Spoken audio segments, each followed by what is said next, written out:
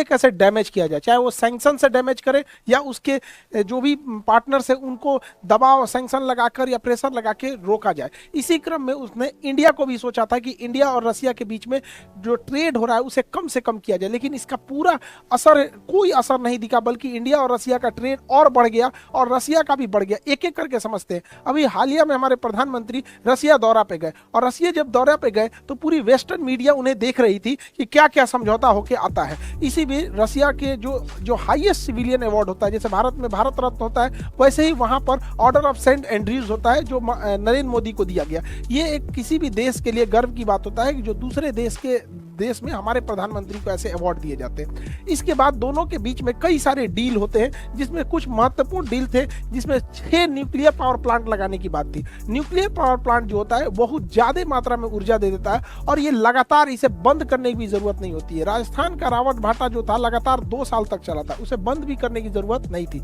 ये nuclear power plant में safety की ज्यादा जरूरत होती है, क्योंकि इसका सबसे खतरनाक एरिया इसका कोर होता है जहाँ यूरेनियम होता है। इसकी सेफ्टी के लिए यहाँ पे इसे बहुत बड़ा कंक्रीट से ढक के रखना पड़ता है। इसमें यूरेनियम का यूज किया जाता है। यूरेनियम को येलो केक कहा जाता है, इसे आशा का धातु भी कहते हैं। यूरेनियम दुनिया का सबसे महंगा पदार्थ होता है। यूरेनियम, इसमें इससे महंगा दुनिया में कोई पदार्थ नहीं होता है। इससे एनर्जी ज़्यादा निकलती है। अब इतनी ज़्यादा एनर्जी निकलती है जिस वजह से बिजली बनाया जा सकता है। तो रसिया के साथ हमें 6 पावर प्लांट की ज़रूरत है, क्योंकि India day by day develop करते जा रहा है और हमारे इंडिया में हर चीज़ें, इंफ्रास्ट्रक्चर से लेके IT सेक्टर में डेवलपमेंट हो रही है, तो बिजली की खपत बहुत ज़्यादा हो रही है, इसलिए इसकी भी ज़रूरत है। साथ में रसिया ने भारत के साथ बहुत संभवतः हो सके तो इस डील को करेगा फ्लोटिंग न्यूक्लियर पावर प्लांट। हालांकि रसिया के पास शिपिंग न्यूक्लियर प्लांट की बहुत एक्सपर्टीज है, उसके पास परमाणु पनडुब्बियां बहुत ज़्यादा है। तो ऐसे ही बिजली घर को पानी वाली जहाज में ये लोग फिट कर देते हैं।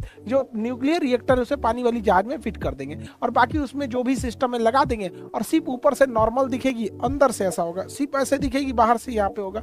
अब इस शिप को किसी भी जगह पे हम मूव करा सकते हैं। सपोज कि अगर केरल में बिजली पे अटैक हो गया और केरल की बिजली सप्लाई खत्म हो जाती है, तो इस जहाज को केरल के पास जाएंगे और जैसे ये क्रेन लगा है ऐसे ही तार लगा देंगे यहाँ पे ग्रिड, और उसे ग्रिड से जोड़ देंगे। एक बार जब कोई भी इलेक्ट्रिसिटी ग्रिड से जुड़ जाती है तो आपका मन, आप जहां मन वहां भेज दीजिए। जैसे रेलवे लाइन पूरे देश में बिछा हुआ है, वैसे बिजली लाइन पूरे देश में बिछा हुआ है, जिसे हम लोग ग्रिड बोलते हैं। ये ग्रिड से जोड़ सकते हैं, तो इसका बहुत फायदा।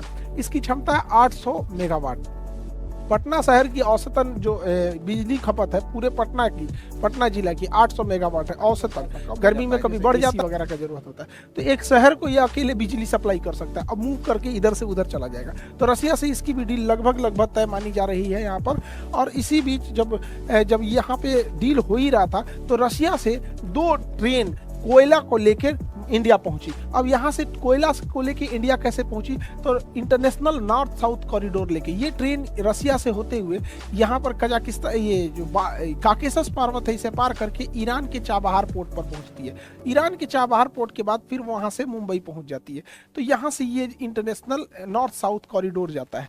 इसी में यहाँ पर India middle east economic corridor भी जाता है। तो India middle east economic corridor जो है ये भी यहीं से गुजर सकता है, तो इंडिया मिडिल ईस्ट से निकल सकता है। लेकिन इन दोनों इतने बड़े बड़े ट्रेड रूट के लिए भारत के पास मुंबई बंदरगाह उतना गहरा नहीं है, इसलिए मुंबई बंदरगाह से बहुत गहरा बनाने के लिए और वर्ल्ड लेवल का बंदरगाह एयर सीपोर्ट बनाने के लिए वहाँ पे मुंबई से थोड़ी दूरी पे वाधवन पोर्ट बनाया जा रहा है।